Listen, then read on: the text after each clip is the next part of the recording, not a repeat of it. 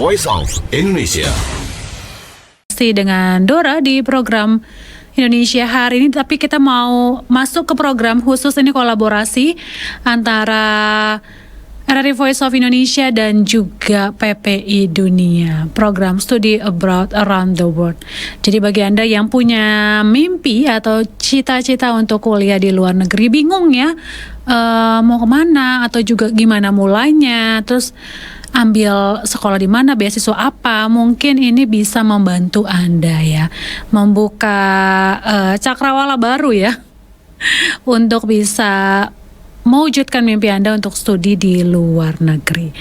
Kali ini narasumber saya, pendengar, ini jauh ya, di Eropa nih ya, di Polandia. Ada Mas Evander Lucius Azarel ya. Jadi Mas Evan ya, ini mahasiswa S2 semester akhir di Collegium Civitas pada program Master of Social Media Management and Digital E-Commerce dengan mendapatkan NTB Scholarship, ditambah juga mendapatkan beasiswa Rector Scholarship for Best Student dan juga Award Erasmus Plus program nih. Dan saat ini juga menjabat sebagai Presiden PPI Polandia periode 2023-2024. Wah, bentar lagi retired ya, berarti ya. Oke, sudah tersambung melalui Zoom dengan Mas Evan, jadi kita sapa saja. Halo Mas Evan, apa kabar? Halo Mbak Dora, selamat pagi, salam 24 jam. Saya puji Tuhan baik-baik saja. Terima kasih sudah diundang dan diberi kesempatan. Terima kasih juga Mas Evan sudah mau meluangkan waktunya ya di pagi hari.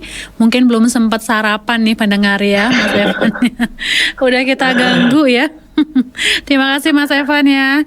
Dan Siap, sama-sama. Ini luar biasa sekali, lagi ngambil S2 ya di Collegium Civitas, programnya Master of Social Media Management and Digital E-Commerce nih ya.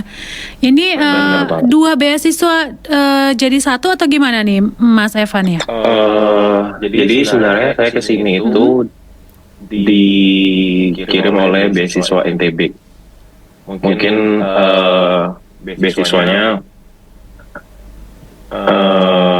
bisa dibilang satu-satunya beasiswa dari pemerintah daerah Nusa Tenggara Barat. Nah, cuman selama saya berkuliah di sini, saya mendapat dua beasiswa tambahan.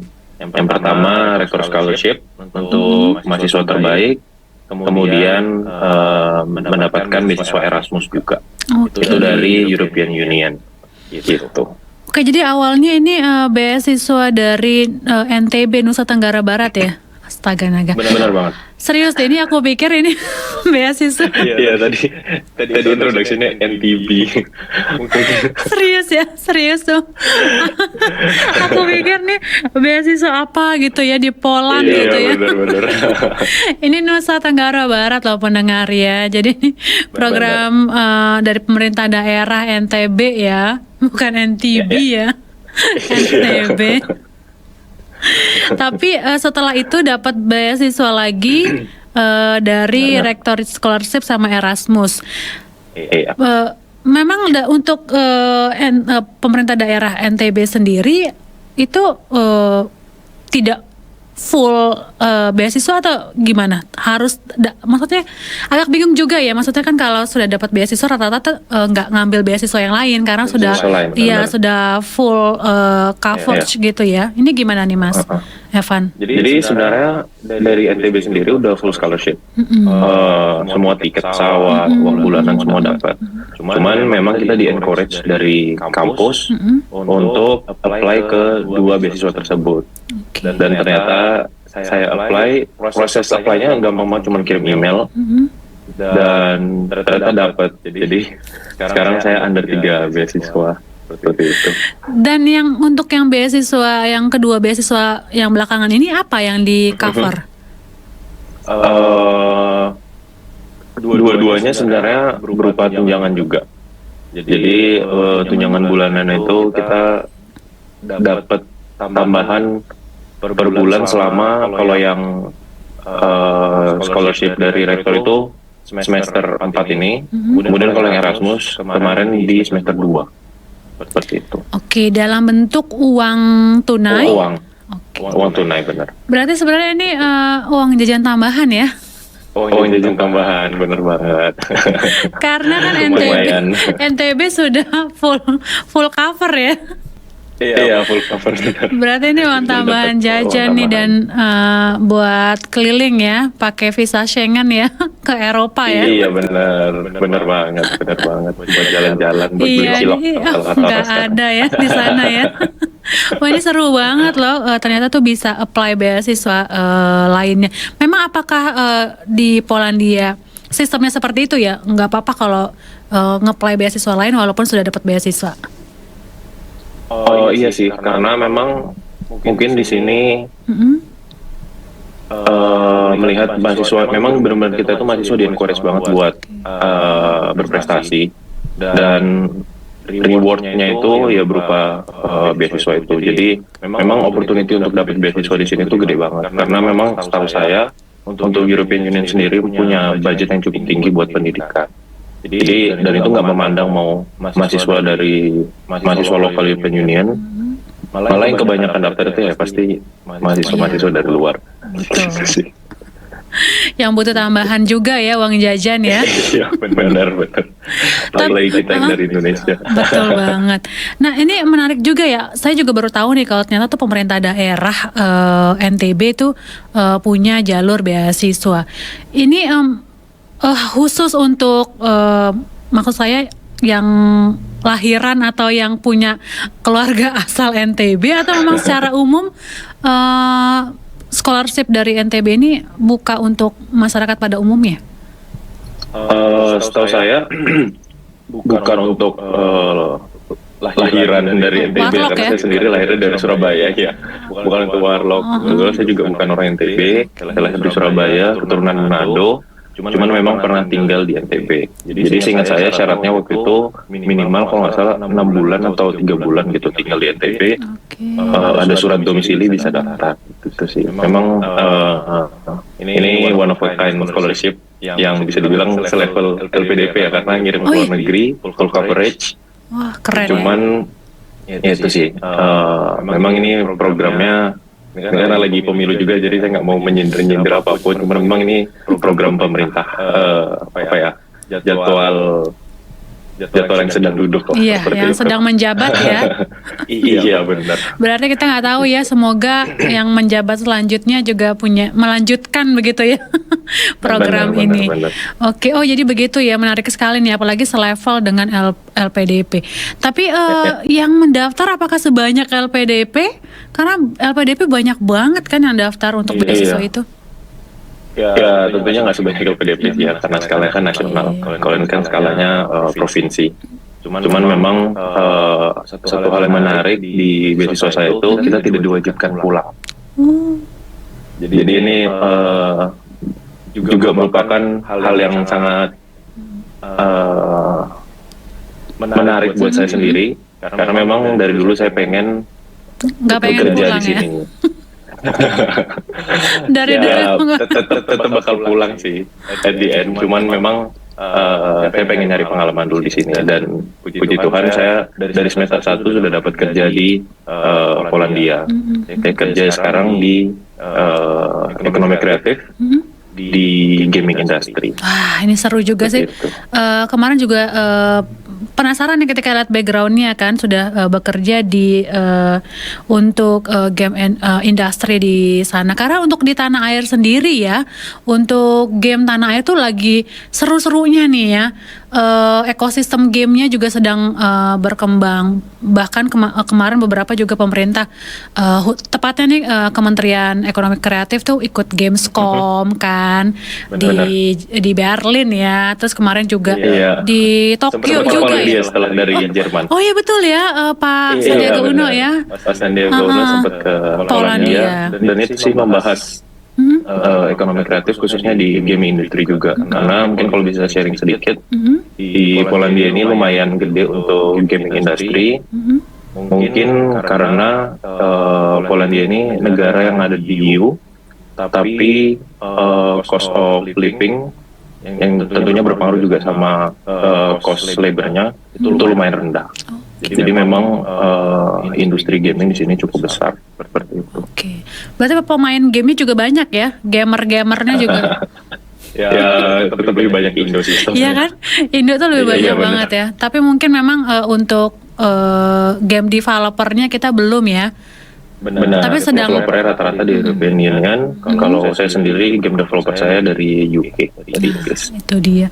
Dan memang ini yang sedang dibangun oleh pemerintah Indonesia ya untuk membangun game-game developer nih tanah air begitu ya. Apalagi kemarin yang dibawa ke Berlin nih. Wah seru banget ternyata ya. Apa sih game apa sih yang kalau di Polandia yang lagi seru dimainin Kalau nih? game yang lagi seru di sini sih, nah ini agak lucu sih Nah sebenarnya. ini. Saya kerja memang di gaming industri ya. Tapi nggak pernah main game ya? Iya, saya nggak main game. Gitu. Jadi nggak. Memang banyak yang bilang kayak, oh kamu pasti main game Iya ya. ya. Kebetulan enggak. Apalagi dulu sebelum kerja aja saya nggak main game. Apalagi sekarang saya kerja di gaming, 8-10 jam main game. Pulang rumah udah nggak mau main game lagi. Oke, iya betul. Gitu. Betul karena sekarang setiap hari udah di iniin ya. Benar. Dimainin. Kayak kalau di rumah megang itu lagi kayaknya males ya. Benar. Dia lagi ya. Tapi ini menarik juga deh. Kalau di Polandia sendiri memang ada nggak sih memang jurusan khusus nih untuk game developer atau game apa begitu? Setahu saya ada. Oh ada. Di Warsaw ada, di kota lain ada. Bahkan sekarang ini kalau Mbak Dora tahu ada program ISMA. Itu program dari Kemdikbud yang ngirim mahasiswa S1 untuk exchange ke negara-negara lain selain Indonesia. Nah itu sekarang ada sekitar ada belasan mahasiswa Indonesia yang sedang exchange di university di Poland untuk major gaming. Tuh. Jadi memang sebuah sektor yang berkembang sih menurut saya dan bisa jadi input buat pemerintah kalau ini tuh udah nggak bisa dipandang sebelah mata. Memang udah cukup gede lah ya. Kita lihat banyak influencer, banyak cash flow, banyak ekonomi yang berputar di gaming industri. Jadi memang sudah berkembang sangat pesat. Iya. Cuannya luar biasa ya untuk kayaknya nggak sekarang setiap orang bengong atau apa selain scroll sosial media ya main game emang main ya game. bener nungguin apa main game ini apa main game sekarang lihat orang main game aja banyak. Iya banyak banget liatin orang main game. Iya kayak yang YouTube juga ya YouTube orang main game bener.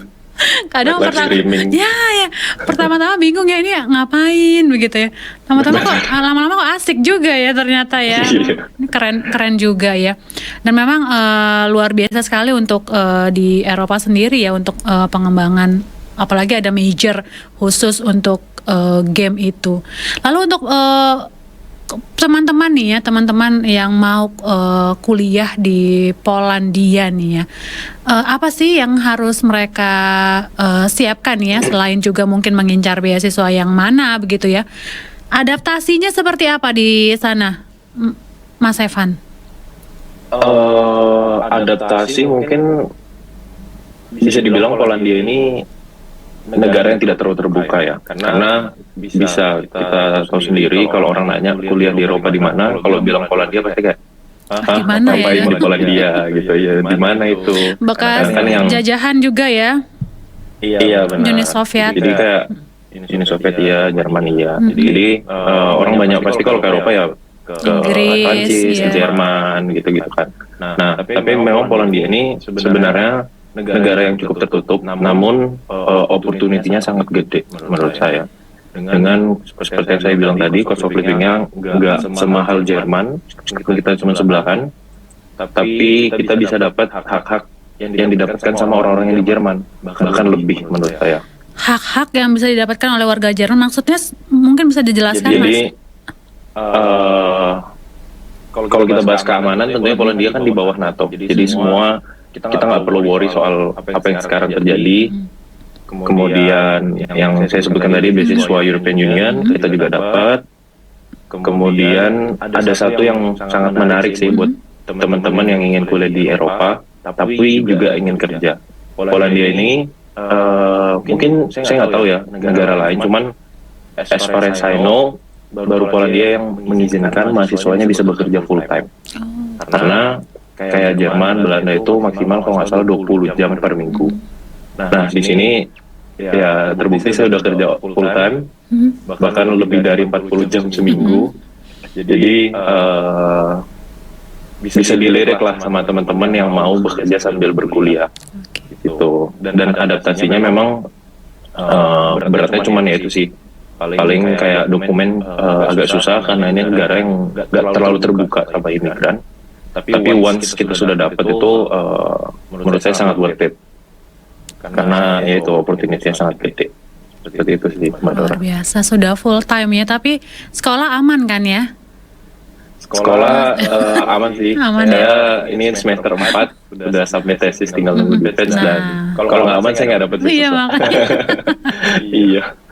Karena nggak mudah juga ya untuk membagi waktu kuliah sambil bekerja begitu kan. Sambil bekerja, sambil organisasi Sambil, juga. nah itu dia. Iya. Dan tadi menarik banget soal adaptasi bahasa. Bahasa sangat sulit. One of the hardest language di dunia.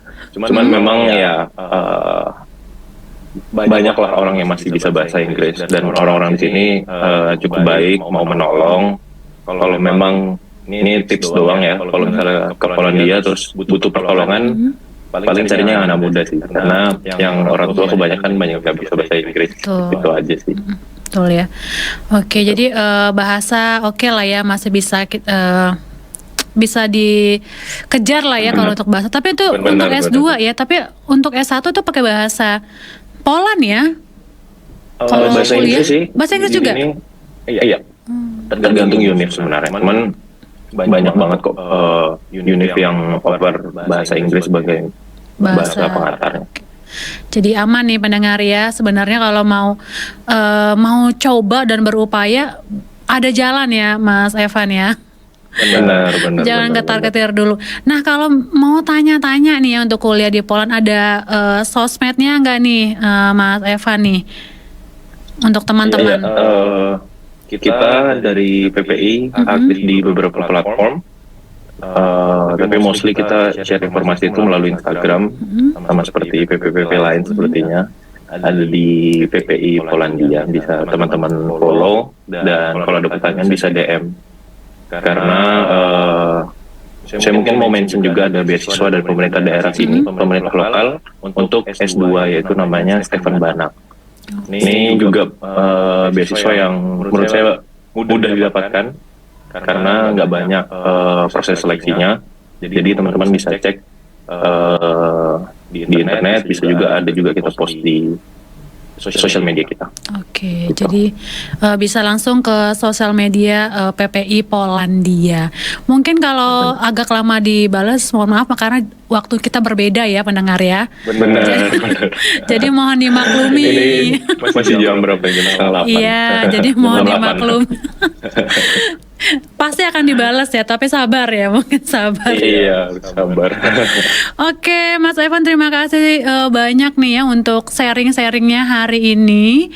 Semoga banyak yang tercerahkan nih ya atas obrolan kita hari ini nih Mas Evan. Semoga sukses nih untuk pekerjaan dan kuliahnya di sana. Salam juga untuk teman-teman pelajar Indonesia ya di Polandia. Terima kasih Mbak Dora, terima kasih Voice of Indonesia. Ya, pendengar Voice of Indonesia, demikian tadi ya bincang-bincang hangat saya dengan Evander Lucius Azaril, ini ketua atau presiden PPI Polandia yang saat ini semester akhir di Collegium Civitas pada program Master of Social Media Management and Digital E-Commerce. Ini dengan dapat 3 beasiswa langsung ya, ada beasiswa NTB Scholarship, ada juga beasiswa Rector Scholarship for Best Student, dan juga Award the Erasmus Plus program. Keren banget ya, kita seneng banget ada mahasiswa-mahasiswa Indonesia yang ambil studi di luar negeri, apalagi jalur beasiswa ya. Berarti keren-keren nih ya. Bagi Anda yang tertarik, tadi bisa langsung cek ya ke Instagram PPI Polandia. Voice of Indonesia.